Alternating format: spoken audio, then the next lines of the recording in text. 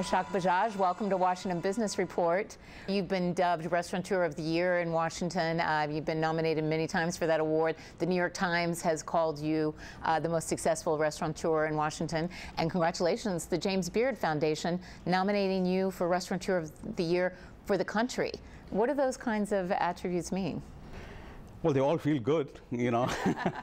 They all feel good when you're working hard, and it's good morale for the staff as well that they're working in a reputable company which is recognized by my peers and New York Times and James Beard Award, and it feels good. Let's start with here at the Bombay Club.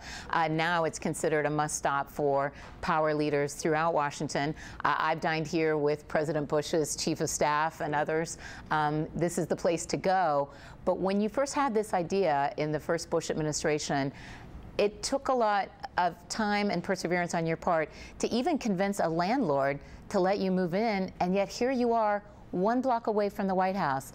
Tell us about the journey from the concept to actually coming to fruition. Right, so when I moved here 25 years ago, everyone wanted me to be on the K Street. This small block of Connecticut Avenue was dead. But I wanted to be close to the White House, old executive building, World Bank, IMF, because I wanted to draw international clientele. I wanted people who have traveled. So this was an ideal location, along with, I love the space. It reminded me of the clubs in India that I could create here. And so getting back to even trying to convince landlords, some of them said, we don't want an Indian restaurant. Indian food smells. People look down upon the whole concept of an Indian restaurant as high art. And yet you convinced them. How? Well, it needed to be educated. Okay, there was, let alone Indian restaurant, there were not many great restaurants. Now, city have changed, obviously, since then. Okay, there were good restaurants then, but handful of them, but they were not good, reputable, high-end Indian restaurants. So yeah, it took me a little bit of convincing to do that, but now they want me in their building all over the city. So times have changed a little bit. What kind of standards did you set early on that you've held to that you think established you as one of the best? So Irfan, whom you just met, he's been with me 24 years. My kitchen staff, I always wanted to do a very high-end food. I didn't stray from there. My focus was doing the best regional food I possibly can do in America.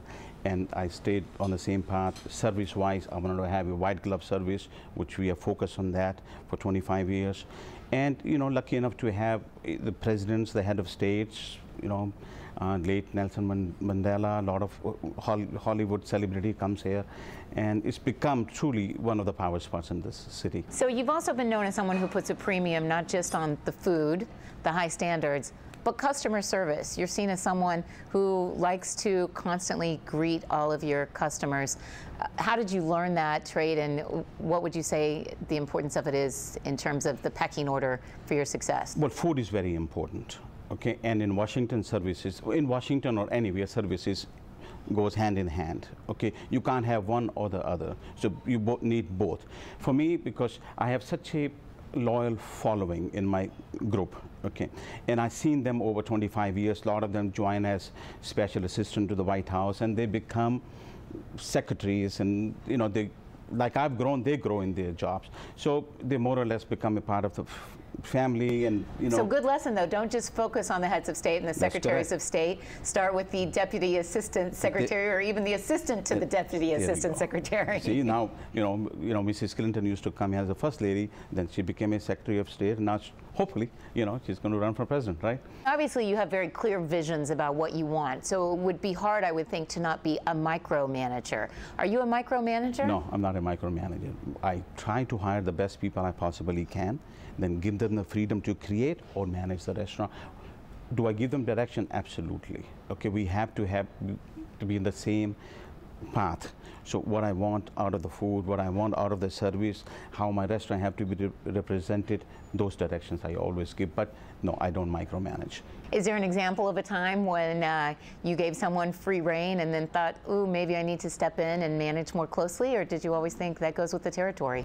Chefs are creative people, okay, and there are times it happens, they push the boundary. I let them push it, okay, because they are the one who are the soul of the restaurant, and that's why when I look for the staff who will come and work for me. I look for very good people who understand what the guest wants, and you show, let them push the boundaries. Sometimes we succeed, other times we don't. So when we don't succeed, we say, listen, pull back a little bit. How do you find the best employees, especially you talk about chefs? Chefs are known for being creative, sometimes temperamental. Are you willing to put up with maybe difficult personalities in exchange for great artistry, or what's the balance? Very good question. I had my, share of people who are temperamental.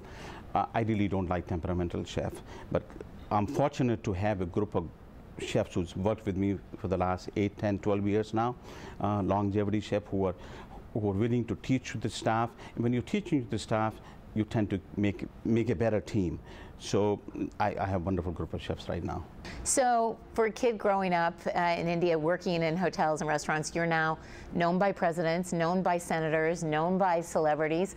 Share with our audience some of the people who have dined in your restaurants that you look back and think, wow, that was pretty cool. Well, my first visit when President Clinton came in '93, I was so nervous. I didn't know how to receive him.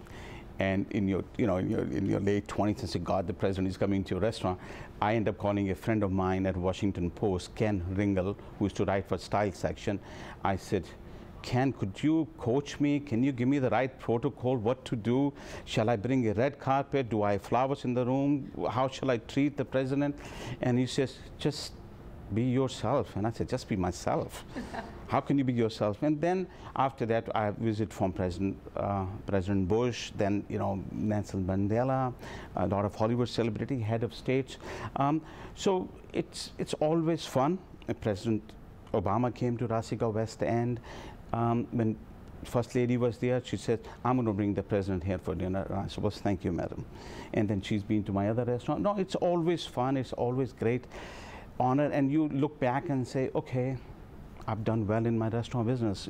Restaurants are worthy of head of states to come and visit me. I always like to ask successful entrepreneurs about lessons learned through mistakes made. And sometimes you can make a mistake and later think, you know what, that was a big mistake, but I'm glad it happened. And then other times you can look back and think, that was a big mistake, and if I knew then what I know now, I would never let it happen. So teach us from both ends of that. Let's start with a big mistake that now you wish you had known better. Any come to mind? I don't know I made any blunder like this.